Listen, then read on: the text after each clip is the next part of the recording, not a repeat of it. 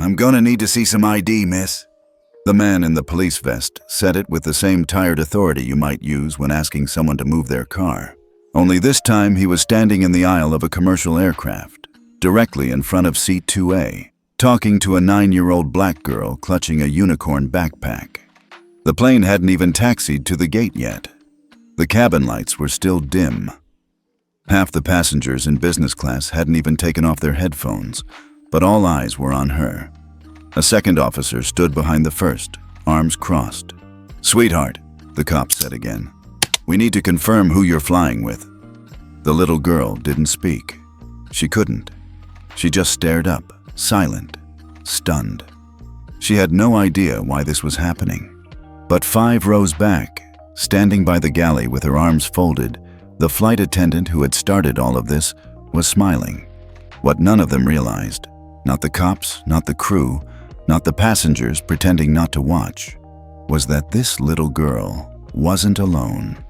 And the call her guardian made from the Pentagon 10 minutes ago was already rewriting the future of this airline. Tell us where you're watching from, because this story is about to change everything. 22 minutes earlier, Ayanna Brooks had never sat in a seat that turned into a bed before. She didn't quite believe it until the flight attendant, the first flight attendant, showed her how to push the button. The seat eased back like magic. She giggled, then caught herself. She didn't want to seem childish. Not here, not in business class. This was a grown-up cabin. The men and women around her wore gray suits, blue sport coats, heels that clicked against the polished aisle. Most were staring at laptops or sipping something that smelled like old fruit. Ayanna was the only child. The only black child. And maybe the only one who was coloring in a glittery sketchbook. She kept her elbows tucked in tight. Grandma said, "Don't ever shrink who you are, but don't knock your elbows in someone else's wine either." Her boarding pass said 2A. She double-checked it 5 times before sitting. She was early. Her bag was stowed. Her lap belt fastened. Her pencils lined up perfectly. And she was alone, but not unprotected. She had just finished outlining a blue dragon when she heard it. "Sweetheart, are you lost?" Ayanna looked up. The flight attendant's name tag said Gail. Her hair was helmet blonde and sprayed stiff like something from a movie. She smiled, but not with her eyes. Ayanna had seen that smile before. She didn't have a word for it, but her grandma did. "Polite venom." "No, ma'am," Ayanna said clearly. "This is my seat, 2A." Gail looked down at the boarding pass Ayanna held out, then back at Ayanna. Then she blinked. "You're traveling alone?" "Yes, ma'am. I'm an unaccompanied minor." Gail's smile faltered, just for a second. "Right. We don't usually place unaccompanied minors in business class. I'll have to check with the gate." Her voice was louder now, tilted toward the passengers in nearby rows. "We may have a manifest mismatch here," she said to no one in particular. Ayanna sank back in her seat. Her ears were burning. She tried to focus on her sketchbook, but the blue dragon now looked like it was breathing shame. That was the first warning sign. The second came when Gail returned 5 minutes later, not to apologize, but to test. "Would you like some juice, sweetheart?" she asked. "Apple or orange?" Ayanna hesitated. "May I have sparkling water, please?" Gail blinked again. "That's not usually what we serve kids. Sparkling water can spill." She didn't move. Ayanna's voice dropped to a whisper. "That's what I usually drink with Grandma." After a pause, Gail nodded curtly and disappeared. When she returned, she handed Ayanna a cup, hovering just above the tray table. "Be careful," she said loudly. "We don't want any accidents on these seats." Ayanna reached up with both hands. But Gail pulled the glass back slightly, just enough to make her stretch. A splash of water hit her backpack. "Oh no," Gail said dramatically. "See? This is exactly why we use juice boxes." She reached for a napkin and began vigorously scrubbing the wet patch, hard enough to nearly knock the backpack to the floor. Ayanna flinched. "I'm sorry," she whispered. Julian Carter heard every word. He had boarded late, but the moment he saw his daughter curled in her seat, eyes glassy, shoulders tight, his gut twisted. His presence, tall, confident, tailored in navy blue, immediately drew eyes. But it was the way he looked at Gail that made her pause. "Is there a problem?" he asked, voice calm but cold. "Just a little spill," Gail said. "No big deal." Julian crouched to Ayanna's level. "Did you spill?" he asked softly. Ayanna shook her head. Julian looked up. "Then please stop treating her like she did." Gail straightened. "Sir, I'm just maintaining the standard of this cabin." Julian stood fully upright, his voice lowered. "Then maintain it. For everyone. Not just the ones who look like you." Passengers turned, heads tilted. A silence fell between them. Gail's jaw clenched. She didn't reply. She turned on her heel and vanished down the aisle. Ayanna leaned into her father's side. "She's not nice." Julian didn't answer. He knew what this was. He'd seen it in boardrooms, at airports, in restaurants. Always the same. The long, quiet punishment of not belonging. But this time, it wasn't about him. This time, it was about his daughter. As the plane took off, Julian wrapped a blanket over Ayanna's lap and handed her a coloring pen. She smiled. She was trying to be brave, but he saw the sadness under her lashes. And that was when he pulled out his phone, not to send an email, not to call a lawyer. He tapped open a secure app, one only a handful of people in the country had access to. He typed two things: CDI report request, emergency ethics violation, child passenger risk, flight 289, row 2A, clear sky authorization, Brooks, level 1, override. He hit send and leaned back in silence. On the screen, Ayanna was coloring a girl riding a winged lion. She didn't know it yet, but the skies she was flying through were already changing. And soon, so would everything below. The hum of the aircraft at cruising altitude was soft and constant, like a lullaby made of clouds. The cabin lights were dimmed, casting a calm golden hue over the business class cabin. Passengers around seat 2A had already sunk into their reclined seats, sipping wine, flipping through tablets, or staring blankly at tiny maps crawling across touchscreens. But Ayanna Brooks wasn't relaxing. She was pretending to. Her sketchbook sat on the tray in front of her, open to a half-colored image of a girl riding a lion made of stardust. The kind of thing Ayanna used to draw during thunderstorms. Drawing always made her feel safe. But tonight, even her glitter pens couldn't fix what had happened. Not when every time Gail passed, the flight attendant glanced at her like she was still measuring whether Ayanna belonged. 25 rows back, in economy, no one knew what had happened up front. But Julian Carter, Ayanna's father, didn't care what the rest of the plane thought. He wasn't here to explain his daughter's worth to strangers. He was here to protect her. He leaned forward now, glancing at the row ahead. Gail stood in the galley again, whispering sharply to another crew member, her face tight with whatever twisted version of righteousness she believed in. Julian wasn't surprised. He had seen this pattern before. Dismiss, belittle, escalate, flip the narrative. That's how it always worked when power protected itself. But this time, he wasn't in a boardroom.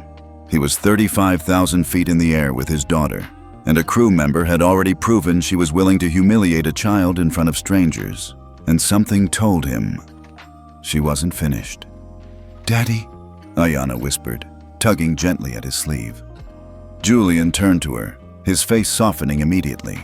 She didn't look scared anymore. She looked disappointed. That hurt more. "Why did she ask if I was lost?"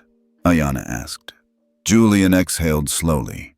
This wasn't a conversation he wanted to have at altitude, or ever. But she deserved an honest answer. "She thought you didn't belong here." Ayanna looked down at her lap. "Because I'm a kid?" Julian tilted his head.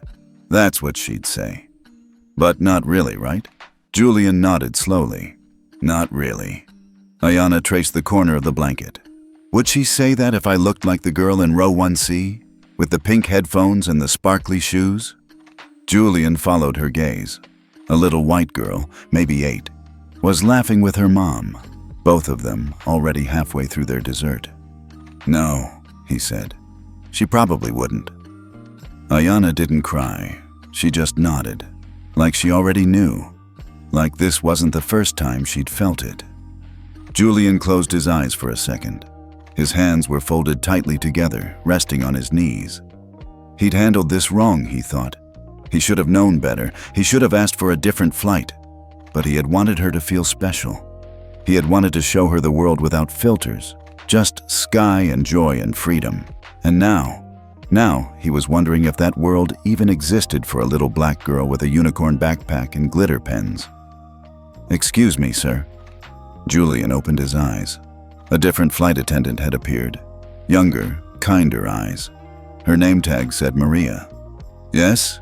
Julian asked, his tone measured. "I'll be taking care of your row for the rest of the flight," she said gently. "Is there anything I can get for you or your daughter?" Julian studied her for a moment. Then he gave a small nod. "Thank you." Maria turned to Ayanna and smiled.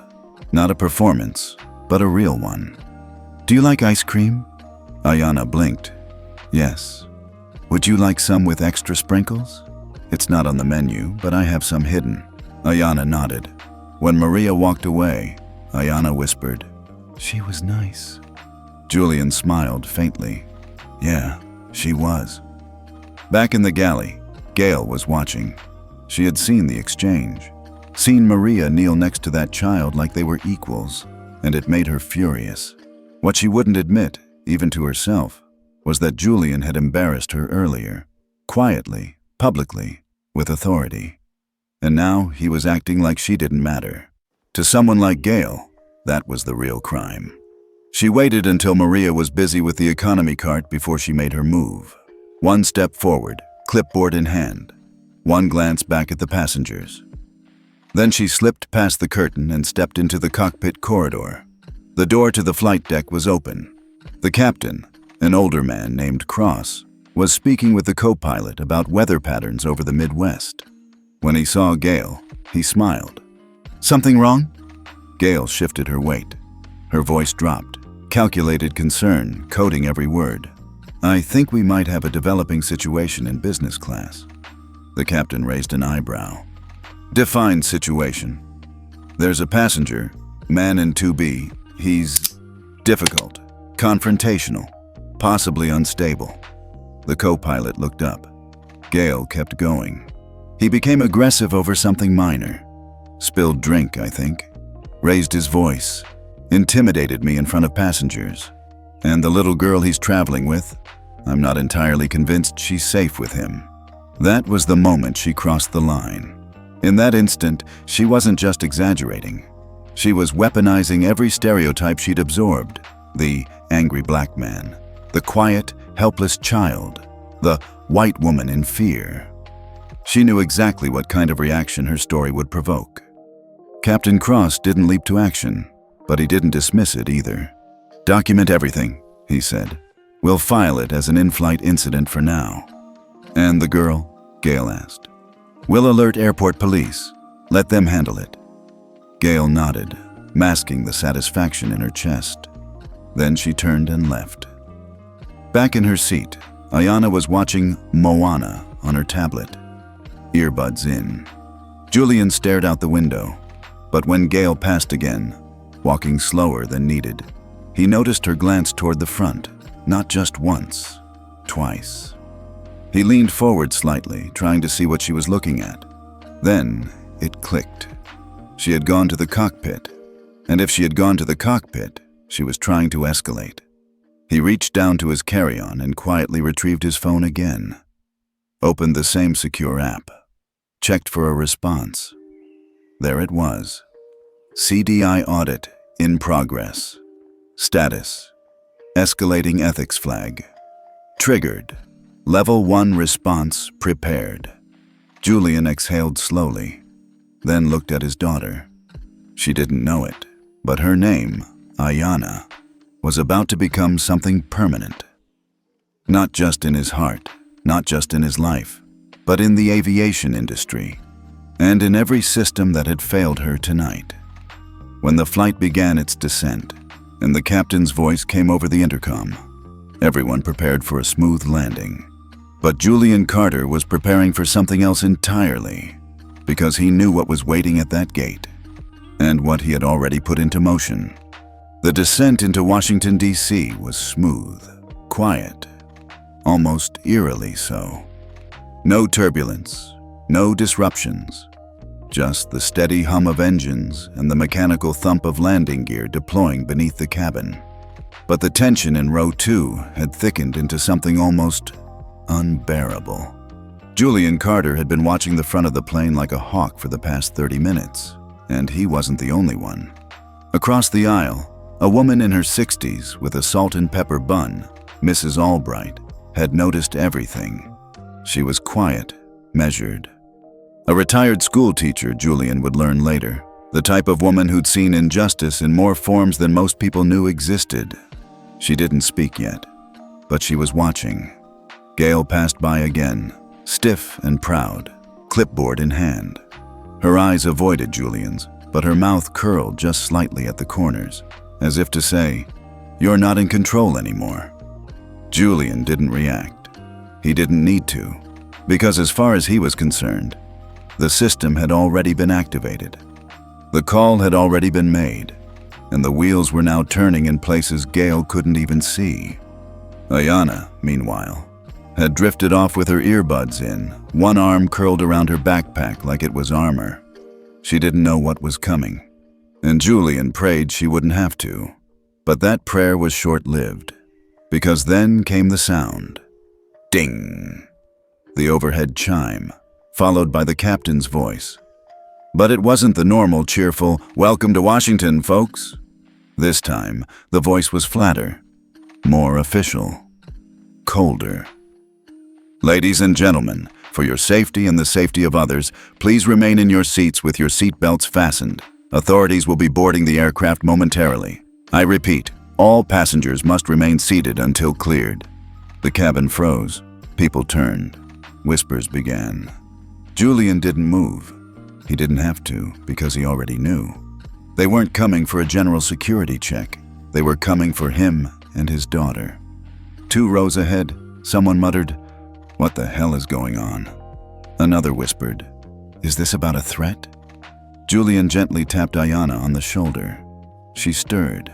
"Sweetheart," he said softly, "stay close to me, okay?" Ayanna blinked. "What's wrong?" He didn't answer, just squeezed her hand. Out the window, blue and red lights flashed on the tarmac. A minute later, the cabin door hissed open, and 2 airport police officers stepped aboard. One was tall, mid-40s, square jaw, bulletproof vest, visible under his navy jacket. The other was younger, maybe early 30s, scanning each row like he was clearing a room. Behind them, Gail stood rigid by the cockpit door, arms folded, face drawn into an expression of professional concern. But her eyes were gleaming. She raised one hand and pointed toward row 2. "That's them," she said. "The man in 2B and the child. They've been disruptive. He became verbally aggressive. I feared for my safety." Every head in the first-class cabin turned. Julian stayed seated, calm. Ayanna's hand tightened around his. The lead officer stepped forward. "Sir, I'm Officer Davies with Airport Police. We need you to come with us for a few questions." Julian looked up slowly. His voice was perfectly even, measured. "Are we under arrest?" "No, sir. But we were informed of a possible in-flight incident involving a minor and an escalating passenger. We just need to clarify some facts." "And who informed you of this?" Davies hesitated. "The senior flight attendant logged a formal in-flight safety concern through the cockpit that automatically notifies ground response." Julian nodded once. He turned to Ayanna. Her lip was trembling. "Daddy?" she whispered. "Why are there police?" Julian leaned in and pressed his forehead gently to hers. "It's going to be okay, little star. We're going to walk off this plane together. That's all, like we planned." She nodded, eyes wet. Across the aisle, Mrs. Albright had heard enough. She stood. "Excuse me, officer," she said firmly. Davies looked up, slightly annoyed. "Ma'am, please remain seated." "I will." "After I say this," she replied, "that man and his daughter have done absolutely nothing wrong. That flight attendant has been harassing them since before takeoff. I've watched the whole thing. If you're looking for misconduct, maybe start with her." The younger officer paused. Julian looked over. His eyes met hers. And in that moment, something passed between them, a silent thank you only a parent could give. Davies cleared his throat. "Ma'am, we're handling it." Mrs. Albright sat again, but not before muttering, "Doesn't look like it." Julian slowly stood, helping Ayanna gather her backpack. As they walked down the aisle, the stares came, unblinking, heavy, quiet. Phones were out, people were recording, and behind them, Gail stood tall, arms crossed, her expression somewhere between satisfaction and smugness.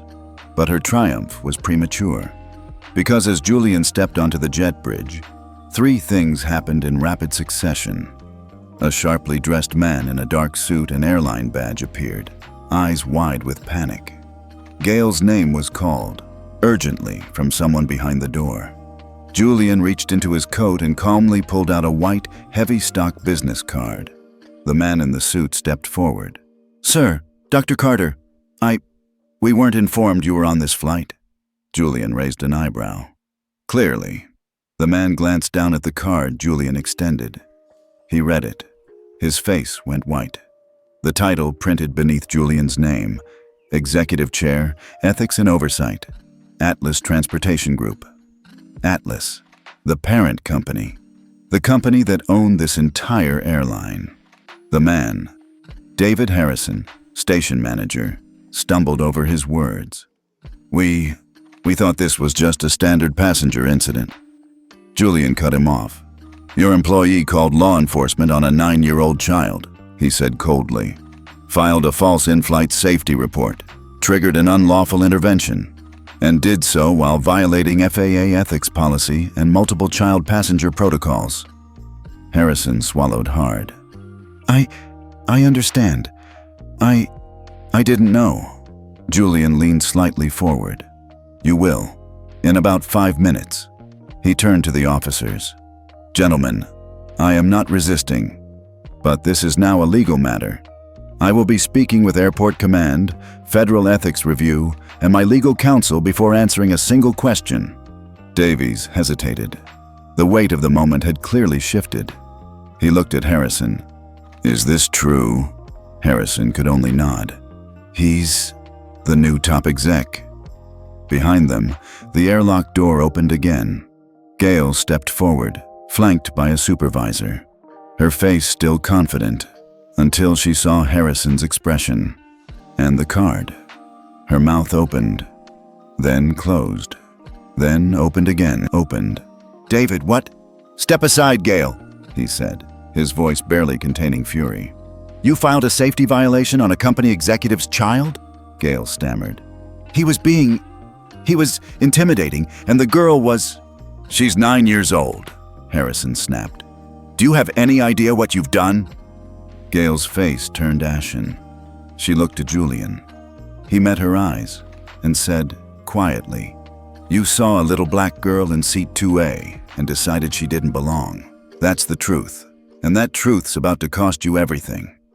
Inside the terminal, Ayanna clung to her father's coat. The officers backed away slowly, unsure whether to say goodbye or apologize. And at that moment, far above their heads, the CDI system quietly downgraded the airline's ethics rating from compliant to under review. The first domino had fallen. The rest were coming. The moment Julian and Ayanna stepped into the executive lounge of Terminal C, it was like entering another world. No security officers, no gawking passengers, no whispers, Just glass walls, soft lighting, and a dozen airline employees pretending not to panic. Julian walked in without saying a word, his daughter's hand still tucked in his. A young staffer offered her a juice box and sat her in a quiet corner with cartoons on low volume. Julian turned to the others. "Where's your director of ethics and operations?" he asked. No one answered. They didn't have to, because right then, a short-haired woman in her 50s burst in, still catching her breath. Carla Nguyen, the one person at this airport with the authority to handle what was coming. "Dr. Carter," she said, voice tight. "I'm so sorry about—" Julian raised a hand. Calm, sharp. "Save it." She froze. "I want 3 things," Julian said. "Right now. 1. Your internal incident report system, unedited. 2. Your crew roster, including Gail Templeton's full history of complaints. And 3. Access to your ethics dashboard." Carla blinked. "Our dashboard?" "Your Clear Sky Dignity Index integration," Julian clarified. "If you've forgotten, Atlas isn't just your parent company. We're also Tier 1 governance partners with the CDI, and I am one of 3 people in the country with final clearance authority." A young IT guy nearby dropped his tablet. Julian continued, "If I find so much as a delayed ethics log entry, I will flag your entire terminal under emergency non-compliance review." Within minutes, Carla returned with a tablet logged into the system. She handed it over, palms sweating. Julian scrolled quickly. The interface was familiar. Real-time ethics metrics based on FAA data, passenger feedback, interagency reports, and staff behavior logs. He clicked Gail Templeton's name. 5 unresolved complaints in the last 8 months. 2 related to bias toward minors. 1 marked unreviewed from just 3 weeks ago. "Jesus," Carla whispered. "Why didn't this escalate?" Julian looked up, cold. "Because your local supervisor overrode the flag manually. Look." He flipped the screen to show the override record. "Supervisor ID, M. Templeton 0924. Carla's eyes widened. "Her cousin? He's not even with ethics. He works ground dispatch." Julian handed the tablet back. "Your staff buried complaints against someone with access to minors. You know what happens now, right?" Carla nodded. "The FAA gets a Level 1 integrity breach report." Julian smiled, but it wasn't warm. "Wrong. That's just step 1. Meanwhile, on the 2nd floor of the terminal, Gail Templeton sat alone in a small HR interview room. Her perfect bun was unraveling. Her blouse stuck to her skin. Her phone buzzed. She grabbed it, eyes scanning the text. "We need to talk. Exec team is in meltdown. Ethics flag just went red." She dropped the phone. Then the door opened. Carla walked in, flanked by legal, union, and security. No words were exchanged. Just one envelope. "You're being placed on immediate administrative leave," Carla said flatly. "Pending federal review under the passenger dignity mandate." What mandate?" Gail stammered. Julian walked in behind them, silent. He set the tablet down in front of her, pulled up a document. "Proposal, Ayanna Protocol, Emergency Protections for Minor Passengers." Gail blinked. "Ayanna? Wait, who's—" Julian leaned in. "That's my daughter, the one you tried to humiliate." Back downstairs, while Ayanna sipped apple juice and giggled at something animated, across the tarmac, dominoes started falling. The Clear Sky server in DC pushed a priority ethics trigger to 4 connected systems: FAA's Route Operations Database, ESG Partner Compliance Dashboard, Airport Infrastructure Funding Review, Federal Transport Ethics Bureau, FTEB. One message lit up in red: Non-compliance. Terminal C, Flight 1923. Minor passenger violation logged. Escalation level 3.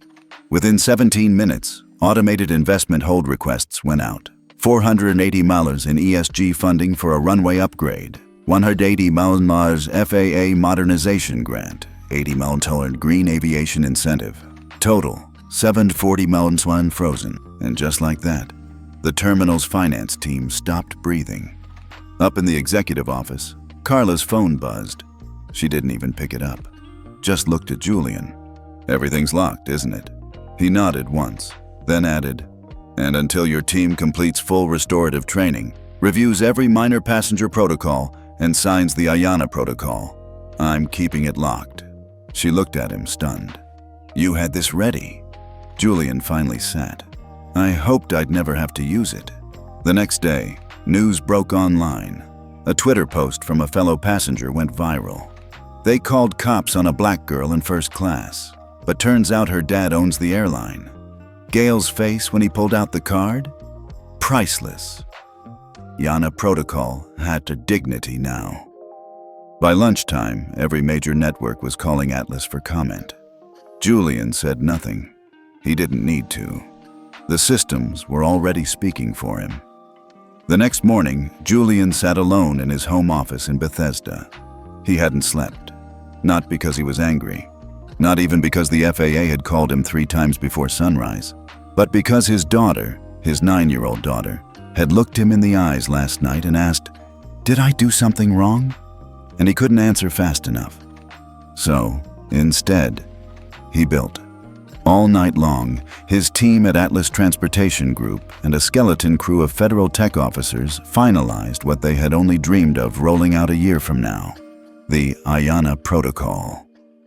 By 8:42 a.m., the FAA had gone live with a joint press statement. The Ayanna Protocol will become a temporary but immediate standard for minor passenger dignity safeguards across all major domestic airlines. Full federal review pending. The internet exploded. Every major network carried the story by 9 o'clock. By 9:12, Ayanna Protocol was trending across platforms, and at exactly 9:30 a.m., a polished 92-second video dropped on the Atlas YouTube channel. No flashy intro, no music, just Julian. Camera locked, eyes direct, voice calm. Yesterday, a child was treated like a threat. Not because of her actions, but because of her skin, her age, and a system that still allows discretion to override dignity. I'm Dr. Julian Carter. My daughter Ayanna was that child. And I want to be very clear, this isn't about one flight or one crew member. This is about a pattern. The Ayanna Protocol is now active. It's a real-time ethics safeguard system for all minor passengers under federal jurisdiction.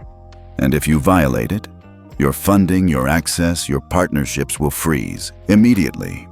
The final line hit like a gavel. No more silent suffering at 30,000 feet. This time, the system speaks first. By noon, 4 things happened. All at once, the White House press office issued a cautious endorsement. 3 senators called for a hearing on aviation ethics. Skyglide Airlines, the parent company of the crew involved, saw a 9.8% stock drop, and Gail Templeton's name leaked on social media. By 12:07 p.m., her Facebook and LinkedIn had been scrubbed clean. By 12:15, her HR file had been subpoenaed. Across the country, in conference rooms and boardrooms, airline executives scrambled. A woman named Cynthia Rallins, CEO of another budget airline, Sky Nova, muttered under her breath to her legal chief, "This is bad. If Carter pushes this past interim policy, we'll need a new training protocol for 28,000 staff. And you know half our routes depend on ESG compliance." The legal chief looked pale. That's not the worst part. If he links the protocol to federal child welfare standards, we could lose certification on all youth programs. Cynthia didn't blink. We already lost public trust. What we're about to lose is leverage. Meanwhile, inside Atlas HQ, Julian wasn't reading headlines. He was watching something more important. Ayanna, sitting in his office, feet swinging off the couch, quietly drawing again. The same girl who froze when cops stepped on that plane, who asked if she was in trouble for sitting where her ticket said. Now, she was sketching a girl in a captain's hat, smiling, flying the plane. Julian walked over. "What's this one called?" Ayanna looked up, grinned. She's Captain Ayanna.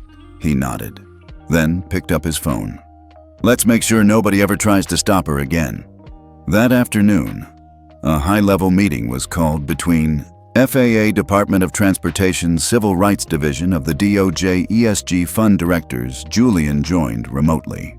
The room went quiet the moment his screen turned on. The FAA Deputy Chair, a stern man named Daniel Prescott, spoke first. Dr. Carter, this protocol you've activated, it's powerful, but it's not yet codified, and the private sector is concerned. Julian didn't flinch. Good. They should be. Daniel pressed.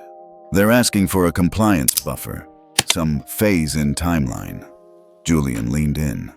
How long did it take them to humiliate a 9-year-old? How much time did they ask her for? Silence. He continued. You want a buffer? Start training your people now. I'll release the compliance framework this evening. Full transparency, full enforcement. And by the way, don't call it my protocol anymore. Everyone stared. It belongs to her. At 6:05 p.m., the FAA officially added the Ayanna protocol to its ethics compliance advisory. By 7:00 p.m., 4 airlines had entered voluntary retraining mode. 2 ESG funds halted all aviation investments pending review. 1 major airport, Denver, launched a billboard campaign. We fly with dignity. We fly with Ayanna.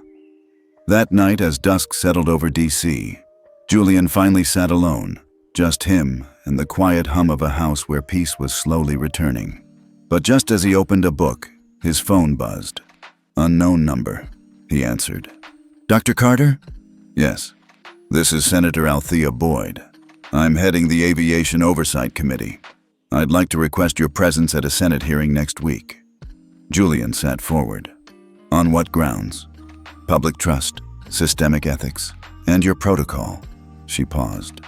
We've failed too many people too quietly. It's time the rules match the truth. Julian closed the book. I'll be there.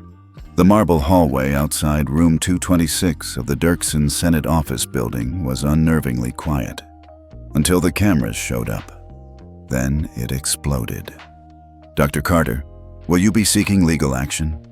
Does the Ayanna protocol discriminate against airline workers? Why didn't you go through the FAA first? Julian Carter didn't respond. He didn't need to. His tailored navy suit, gray-blue tie, and unshaken posture answered for him. He wasn't here to argue. He was here to set a record that couldn't be edited. Inside, Senator Althea Boyd opened the floor with a firm, direct tone. This committee has convened today to examine the Ayanna protocol and the ethical emergency it has revealed in U.S. air travel. She paused. This is not just about one child. It's about what we've allowed to happen to thousands of them, silently, legally, systematically. The chamber fell into a hush. Dr. Carter, you may begin. Julian stood. He didn't read from paper. No teleprompter. Just one photo. He placed it on the table in front of him. It was Ayanna, age 9, in a flight simulator. Eyes lit up, gripping the controls. This is the child some crew deemed threatening enough to call airport police on. A murmur in the room. She had a valid ticket, a government-approved minor escort form, and was seated in 2A with a boarding pass that matched. He paused. Yet they told her she didn't belong. Julian leaned forward. So let's be clear. This isn't about misunderstanding policy. It's about permission. Permission to treat some children like they're dangerous until proven innocent. A senator to his left cleared his throat. Senator Mark Holbrook, an older white man from Texas, raised an eyebrow. Dr. Carter, we understand your frustration, but some would say activating a protocol that froze $740 million without due process is excessive. Julian didn't blink. You mean unlike calling armed officers to a jet bridge without due process on a black child? The room went still. Due process would have been nice before they made her feel like a criminal for sitting in the seat she was assigned. Senator Boyd leaned in. Dr. Carter, what exactly does the Ayanna protocol enforce? Julian nodded. 3 things. He raised a finger. 1. It tracks all airline staff interactions with minor passengers through FAA-linked biometric logs. 2. It flags discriminatory behavior in real time, escalating unresolved patterns straight to the federal compliance system. And 3. It ties all federal funding, ESG capital, and operational clearances to ethical treatment scores. He looked at the panel. In short, it speaks for children before adults can harm them with silence. Outside the chamber, news networks split into two camps. On one side, Dad weaponizes tech to freeze industry. Is it too much power for one man? On the other, one call for justice, why the Ayanna protocol may save your child next. Social media was even more divided. One ex-crew member tweeted, "This'll get abused. One bad review and our paychecks are frozen?" But beneath it, a reply went viral. "Ma'am, she's 9. You think she filed a review? She just sat there. That was her whole crime." Back in the hearing, Senator Holbrook wasn't done. "So what's next, Dr. Carter? An AI that chooses who gets on the plane?" Julian smiled. Cool, measured. "Actually, no. But I am drafting a charter that requires every airline to adopt the Passenger Ethics Compliance Framework." Another senator asked, "And if they refuse?" Julian looked at him. "Then they refuse federal routes. They refuse ESG lending. They refuse to be part of a system that protects dignity. And we'll know exactly who they are." That evening, as the hearing ended and Julian left the chamber, a small crowd had gathered outside the building. Not press, not protesters, just families, mothers, fathers, kids holding signs. One said, "I want to fly like Ayanna." Another read, "We fly with dignity or we don't fly at all." Julian stood still for a moment. Then a woman stepped forward. She was in her 60s, silver hair in a bun, her hand trembling slightly. "Dr. Carter, I flew with your wife once, years ago. She was calm and brave and brilliant. I watched her treat a soldier with PTSD like a human being when everyone else was scared." Julian's expression softened. "I see that same fire in your daughter," she said. "Thank you for not letting them extinguish it." He didn't speak. He just nodded once and walked on. At exactly 10 o'clock a.m. on Tuesday, the FAA issued its final ruling. No press conference, no vague promises. Just a direct 18-page PDF titled, "Emergency Directive 422B, Immediate Adoption of the Ayanna Protocol Across All U.S. Commercial Carriers." Within the first paragraph, 5 words sent the entire industry into a tailspin. Compliance is not optional, effective immediately. By noon, a quiet war had begun. 2 of the Big 4 airlines signed on with full compliance and posted public letters of support. "We believe the dignity of every child must be protected. Period." Sky North Airlines. "We thank Dr. Carter for exposing what too many have endured in silence." Beacon Jet. But the other 2, Hawk Air and Solace Airways, fought back. One released a scathing internal memo that was quickly leaked to the press. "This is mob ethics. We do not take orders from grieving fathers with tech teams." The backlash was immediate. Customers began canceling flights. ESG funds froze nearly $440 million in pending renewals. Denver International and Boston Logan quietly removed Solace Airways from their preferred partner list. Julian didn't celebrate. He sat in a quiet office at Atlas HQ, watching the real-time compliance dashboard his team had built. Green bars for compliant airlines, blinking red for holdouts. His COO walked in, holding a printout. "We just got this from FAA compliance." Julian scanned it. The final clause was new. "Effective Friday, any airline failing to adopt the Ayanna protocol will lose eligibility for all unaccompanied minor service permits." He nodded. That's the line they needed to draw. Meanwhile, in a quiet suburb outside Charlotte, Gail Templeton sat at her mother's kitchen table, fingers trembling as she scrolled through her email. She had been suspended without pay. The union rep hadn't returned her calls. And now, she was trending on X, not by name, but by face. A viral clip from the incident had been stitched together with Julian's Senate testimony. The internet had done what it always does, simplified a complex mess into a villain and a child. And Gail was the villain. That afternoon, she called in to The Rest of the Story, a midday national radio show hosted by ex-journalist turned ethics commentator Martin Keyes. When her voice came on the air, people stopped what they were doing because they knew. They could hear it in the hesitation. I was the flight attendant," she said softly. "I was the one who called the police on Ayanna." Martin didn't speak for a long moment. "Why, Ms. Templeton?" She swallowed. Because I assumed. I saw a young black girl sitting alone in first class. She didn't look like the other kids who usually fly alone. I didn't ask questions. I just acted." She went quiet. And I was wrong. The clip hit 4.6 million views in 6 hours. Some people softened. Others didn't. But for the first time, there was a human face to the mistake. And that was enough for the next wave of change to begin. That evening, Julian got a call. Not from the FAA, not from the press, but from a girl. "Hi, this is Sanvi. I'm 12. I just wanted to say thank you. My brother and I fly between our parents every month, and I have seen how they look at us sometimes." She sniffled. "Now, maybe they won't." Julian didn't record the call. He didn't post it. He just sat there afterward, staring out the window. Hands steepled. Maybe they won't. At 9:32 p.m., Julian Carter released one final statement. No camera, no studio, just a plain text image uploaded to the Atlas X account. The Ayanna protocol was never meant to punish. It was meant to protect. If you're an airline that feels attacked, ask yourself, did you build a system where children feel safe? If not, now's your chance.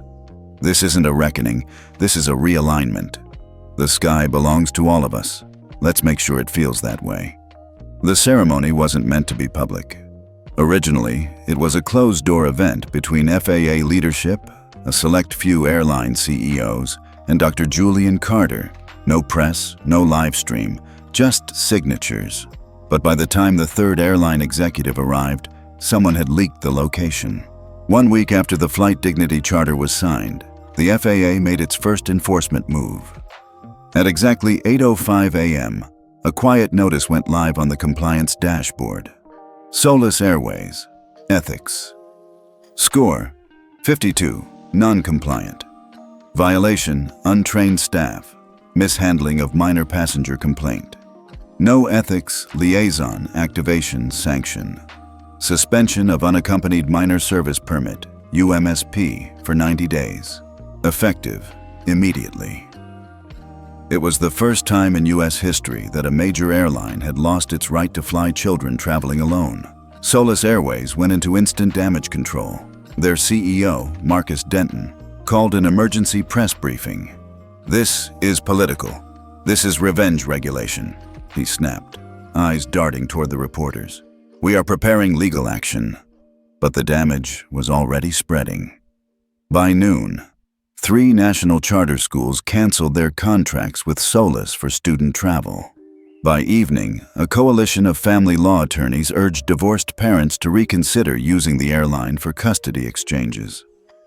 "If a child can't trust the flight staff, they can't trust the system," one mother wrote on X. That post got over 2.1 million likes in 48 hours. Julian Carter didn't comment. He didn't need to. The system was working.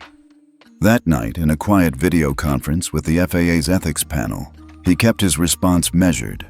"We didn't build this protocol to punish airlines. We built it so they'd have no excuse to ignore children's safety again." He paused. "The ones who adapt will survive. The ones who don't, won't."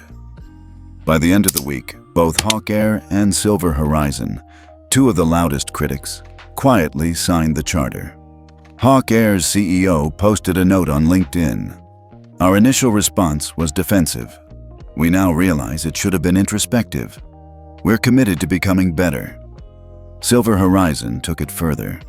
They launched a passenger dignity review board, inviting both staff and flyers to submit anonymous concerns monthly, reviewed by an outside ethics firm.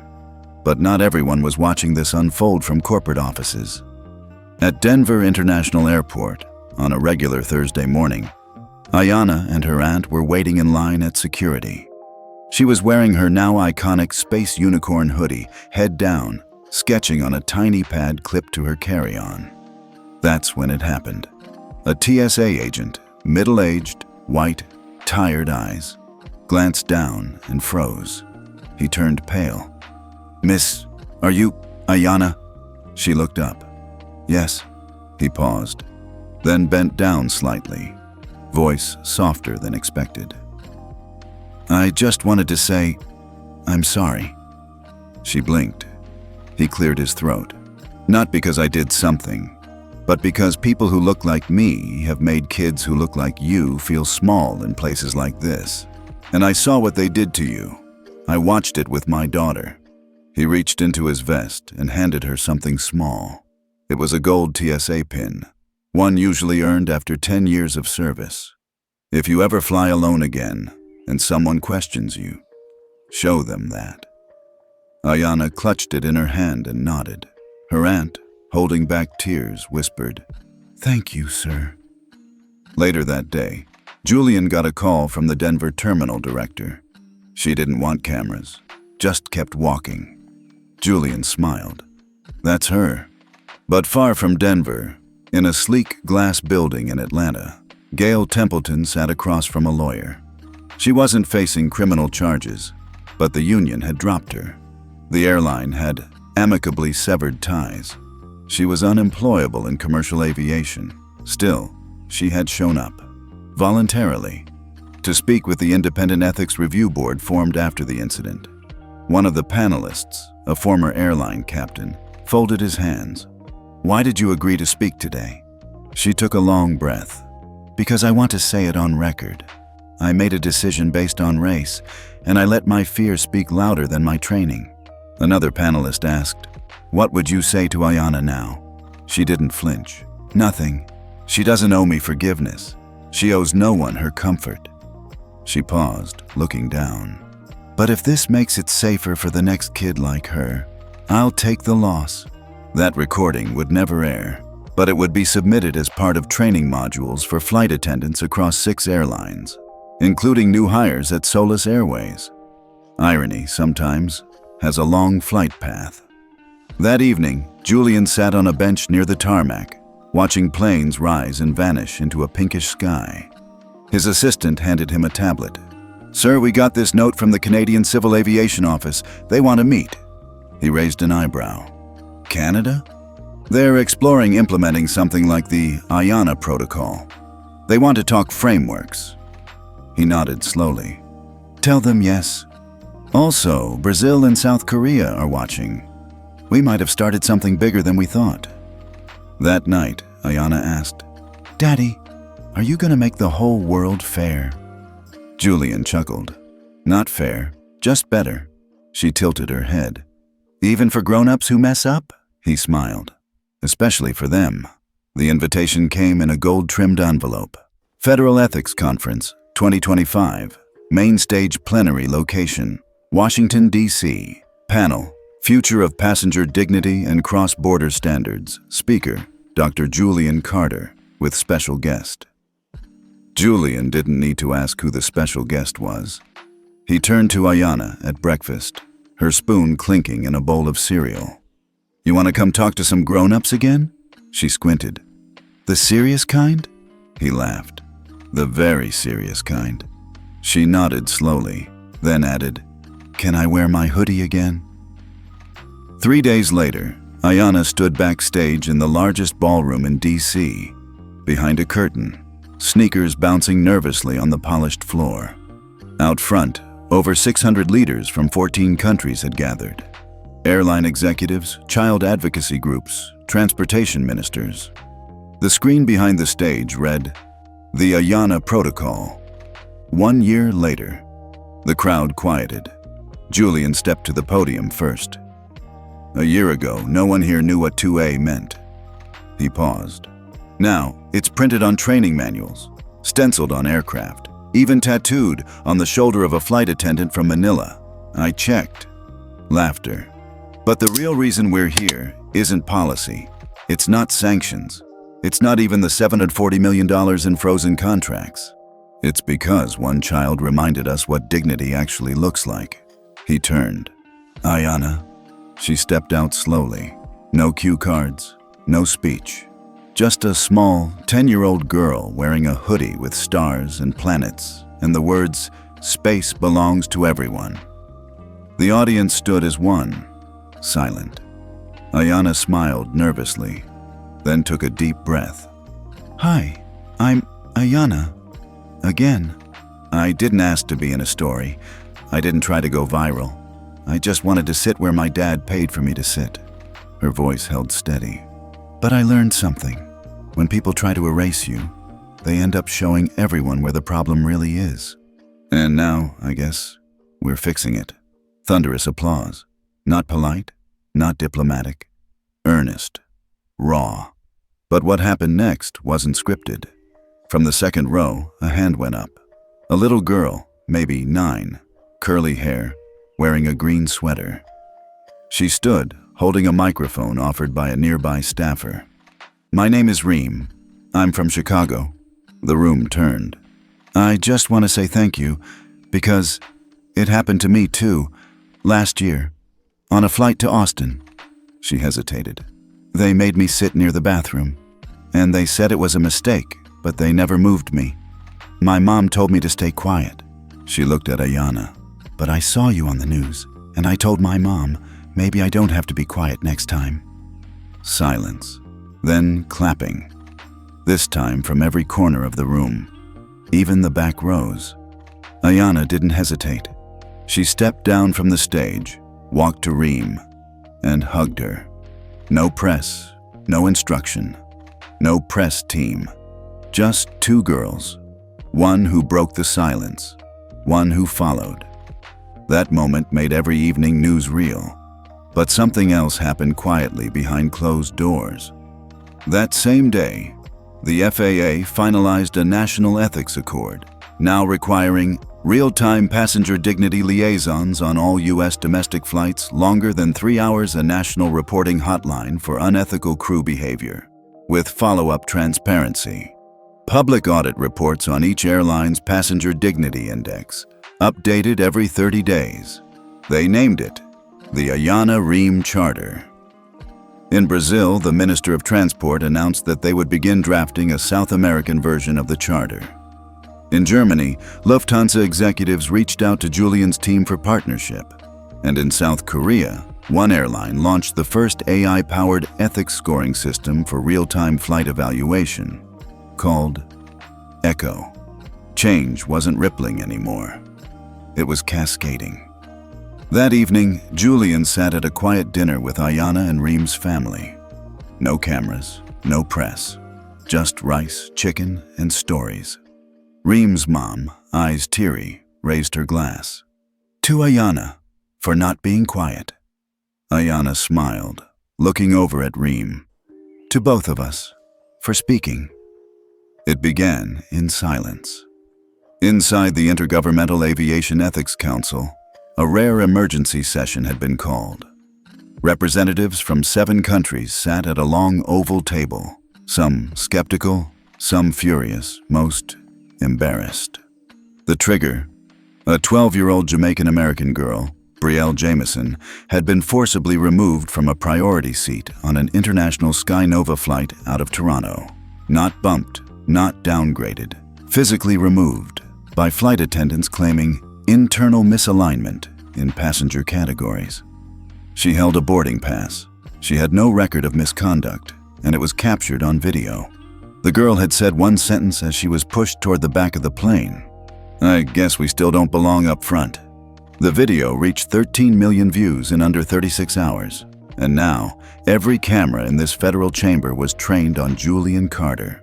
"Mr. Carter," the moderator said, As founder of the Ayanna Protocol, and now co-author of the Ayanna Ream Charter, how do you respond to this international violation? Julian adjusted his mic. The charter was never a PR stunt. It was a blueprint. You don't blame the blueprint when the builders cut corners. But this isn't a blueprint issue. This is what happens when we let carriers sign on for appearance without enforcement. He pulled out a slim black folder. Inside, evidence that SkyNova Airlines had never implemented ethics training, despite publicly claiming compliance. They're still flying, still collecting federal clearances, still marketing family-first branding. Yet when a child sat in seat 2C, they treated her like she didn't exist. A soft murmur rippled through the room. We don't need new rules. We need courage to enforce the ones we have. One delegate leaned forward. Do you believe this warrants a Tier 1 international ethics downgrade? Julian didn't blink. I believe anything less makes the Ayanna Protocol optional. A moment of dead silence, then nods, slow, reluctant, but building. Meanwhile, in the back row of the chamber, Ayanna sat quietly beside Ream.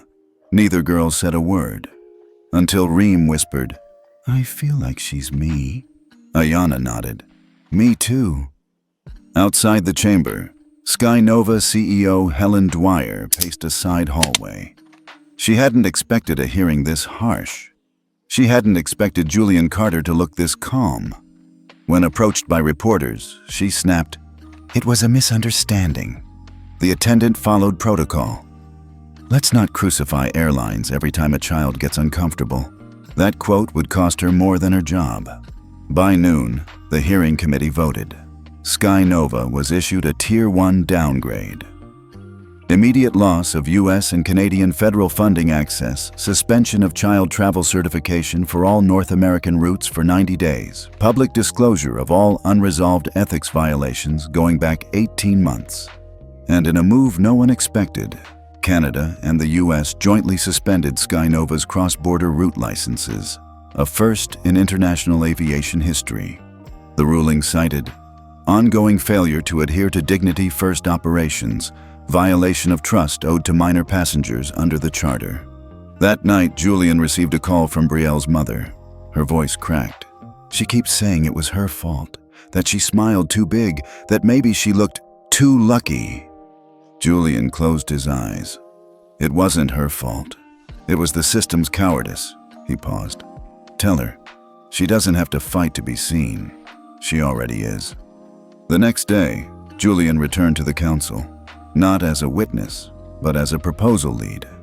He carried one sheet of paper, the Global Minor Passenger Bill of Rights, drafted by the Carter Ethics Initiative, submitted for multilateral ratification. It contained 10 principles, simple, undeniable, grounded in international law and child protection treaties. One line read, every child, regardless of race, nationality, or boarding class, is entitled to equal presence. He placed it on the table. Let this be our next step. Not another speech, a signature. Ayanna watched from the back as her father walked out, briefcase in hand. Ream turned to her. What if they don't sign it? Ayanna smiled softly. Then we keep showing up. 1 year later, New York City, United Nations headquarters. The blue carpet stretched out like a promise. The Global Minor Passenger Bill of Rights had just been ratified by 42 nations, the most sweeping cross-border child protection framework in aviation history. And at the closing ceremony of the International Ethics and Mobility Summit, one unexpected name was on the speaker list. Final remarks will be delivered by Miss Ayanna Brooks. Backstage, Ayanna stood frozen, clutching a folded paper. Julian placed a hand on her shoulder. You don't have to say every word perfectly. She looked up at him. I don't think it's the words they're listening for. He smiled. You're right. They're listening for truth. A tall delegate from Sweden adjusted his earpiece. A UN translator whispered quietly in Mandarin. Then Ayanna stepped up to the mic. She didn't unfold her paper. She just breathed and began. My name is Ayanna. You've heard it before, maybe too many times this year. But I want to talk about someone else. She paused. There's this girl, 7 years old, black, holding a ticket, dressed in a hoodie with planets. She walks on a plane. And someone decides she doesn't belong, not because she was late or loud, but just because. They called the cops. She cried, but she didn't scream. She just sat quietly. That girl was me. She scanned the room. I used to wish I had said something smart that day, something brave. But now I know. Silence isn't weakness, and sometimes sitting still is how you take a stand. A soft intake of breath echoed from somewhere in the back row. Today, you all signed something to protect kids like me. That means tomorrow, no little girl will have to wonder if her skin makes her see a mistake. And that's worth more than any upgrade. Tears shimmered across the front row. Then, a standing ovation. From every nation. Later that evening, Ayanna and Julian walked quietly through Central Park. The ceremony was over. The lights were off. You didn't need the paper after all, Julian said. I wrote it, she replied. But it felt like that girl on the plane already knew what to say. The next morning, Ayanna's story was on every major outlet. Again. But something was different. It wasn't the scandal that trended. It was the quote. Sometimes sitting still is how you take a stand. Those 11 words were printed on billboards, painted on school murals, tattooed on the arm of a 23-year-old law student in Philadelphia. At FAA headquarters, a new ethics seal was unveiled, the Ayanna emblem. A silhouette of a child in a hoodie, looking forward, stars behind her.